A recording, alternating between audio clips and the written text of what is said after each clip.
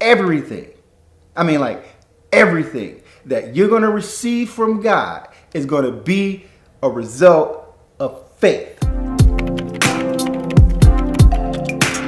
Romans 1:17 says, the just, so those who are in relationship with him, shall live by faith. So my question is, well, what is faith?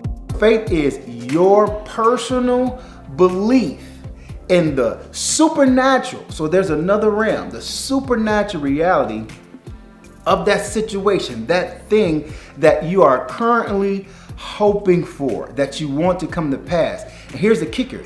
This goes beyond what you see or your own reasoning. We cannot receive anything from God when we depend on how we see it, especially when it disagrees with what the reality of God says to you. All right, now, so the next part is, well, how do I get this faith? So the Bible says, Romans 10:17, it says, faith comes by hearing, and hearing the word of God. So the way I interpret that is your faith, your personal belief in that supernatural thing that you are hoping for, it has come by hearing what did God say. So I either got to get a prophecy, I either have to find it in scripture, God has to reveal it to my mind, and I have to hear it. So not only do I have to hear it, I have to hear it as God's words. And that's basically revelation, where there's a divine enlightenment. It is disclosed or revealed to me that God is actually saying this to me. You don't necessarily receive faith from just reading. Behind every scripture is the voice of God. So God has to reveal it to you on your level. So in order to acquire more and more faith, you have to be in tune with what the Holy Spirit is saying to you. You have to be in tune with what he's revealing to you through other people, through scriptures that you read, through alone time, your meditation. You are searching to hear constantly what God is wanting to reveal to you about a situation in your life. And that's what you personally believe.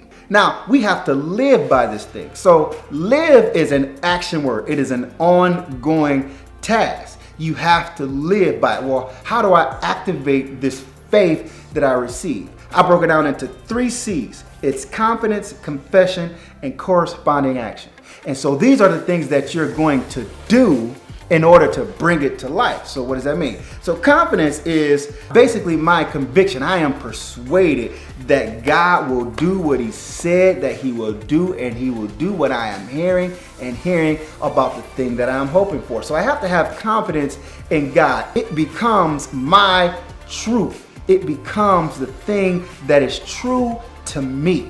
So once it becomes true to me, and I don't have to be persuaded or convinced by someone else, it's my reality, then I go to the second part, where I confess this thing. So confess just simply means to speak or declare, to say out loud. So my conversation will change, right? So if it's about my marriage, when it seems like it was going south, I begin to speak, we are doing well. Things are getting better. We are on the comeback. Put whatever your situation is right there. I am healed. It is over. God said this to me. So now I'm confessing, I am speaking what I know to be true. And when people are around me, they can hear my conversation shift from what was before a doubt or fear to now something that is a reality in the supernatural realm. The Bible says life and death of anything is in the power of your tongue. So the action is you have to speak it.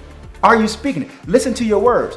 You are having what you say. So if you really have the faith of God about a situation, your conversation tells on you. It tells the story.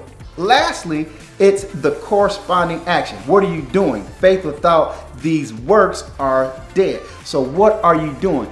I will act in accordance to what I believe is true and what I'm speaking out my mouth. So if it's, again, that relationship, I am expressing the love as if everything is getting better or is better. In my vision for a better future, I am working on the plan of action. So whatever it is that you're believing for by faith, your actions will tell us that you are bringing it into the natural. The thing that is a reality in the unseen, you are bringing it into the natural. So not only that you can experience, so the world can be aware that you are living by faith. So that's it. So the just shall live by faith. So you activate this by your confidence, your confession, and whatever corresponding action you have. And this is how you're going to get anything from God. And God will take you from one level of faith to the next level of faith, to the next level of faith, until eventually you look and you become like Christ. So now get in the Word, meditate, and hear what God is saying to you, and let that become a conviction in your spirit, and you believe it, and then just walk it out. Walk it out.